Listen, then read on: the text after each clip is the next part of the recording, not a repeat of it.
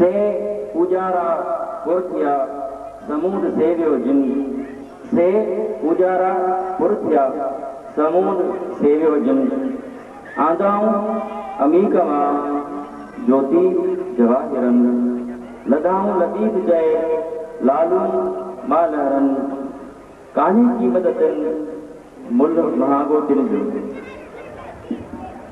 सामीन कराम ये दन शहर में शास्त्री यो फरमायो आहे त जेके समुंड जी सेवा कनि था उहे ई लहर सां मुक़ाबिलो करे नेठ पातार में वञी ऐं मोती ऐं जवाहर हथ करे था वठनि। इन में असांखे इहो सबक़ मिलियल आहे त इल्म में बि समुंड आहे।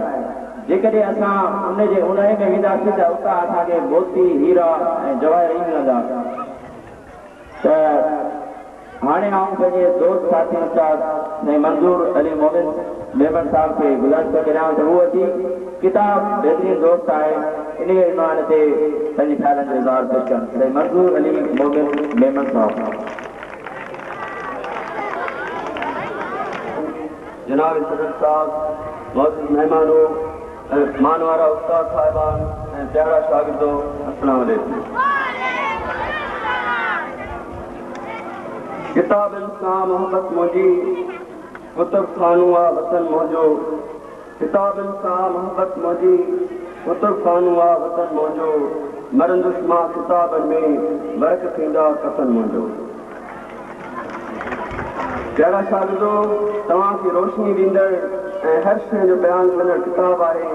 उन करे इल्म में हिकु अहिड़ी शइ आहे जो इंसान खे हैवान खां मुमताज़ ऐं अफ़ज़ल करे थो ऐं इंसान में नेकी ऐं बदी हक़ ऐं बातिल खे सम्झण जी सराहत पैदा करे थो।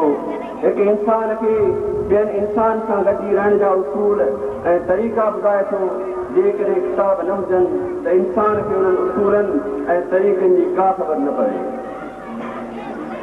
जनाब सदर साहब, इल्म जी फज़ीलत ऐं अहमियत बाबति हिकु दफ़े हज़रत अली करमल्लाह वजहू जिन इरशाद फरमायो त इल्म मिल्कियत खां बहितर आहे, छो त इल्म तव्हांजी हिफ़ाज़त करे थो ऐं तव्हां मिल्कियत जी हिफ़ाज़त करियो था। जंहिं वटि दौलत हूंदी आहे माण्हू हुन जा दुश्मन हूंदा आहिनि, पर जंहिं वटि इल्मु हूंदो आहे उनजी सभु इज़त कंदा आहिनि। दौलत ख़र्च करण सां घटि थिए थी, पर इल्मु ख़र्च करण सां घटि नथो थिए। दौलत खणनि इंसाननि खे अंधो कंदी आहे, पर इल्मु इंसान जी दिलि दिमाग़ खे रोशन कंदो आहे। उहो इल्मु किताबनि में समायल आहे जेको इंसान खे इंसान बणाए थो। जनाब सदर साहब, हिकु ॾाहे जो कौल आहे त इल्मु न फ़क़ति सुञे खे साओ करे थो ऐं अंधे लाइ अखियूं बनाए थो, पर माण्हूअ खे इंसानियत जोॻो करे थो। इंसान अशरफुल मखलूक़ात ईअं ई करे छॾियो वञे थो जो मंझि इल्मु आहे। अंबर जी काठी ॿियनि काठियुनि खां वॾाई इन ई करे रखे थी जो मंझि सुराण आहे। जेकॾहिं उहा सुराण न हुजेसि, जेकर ॿियनि काठियुनि खां संदसि वाधारे जो फ़र्क़ु विझण में ई न अचे हा।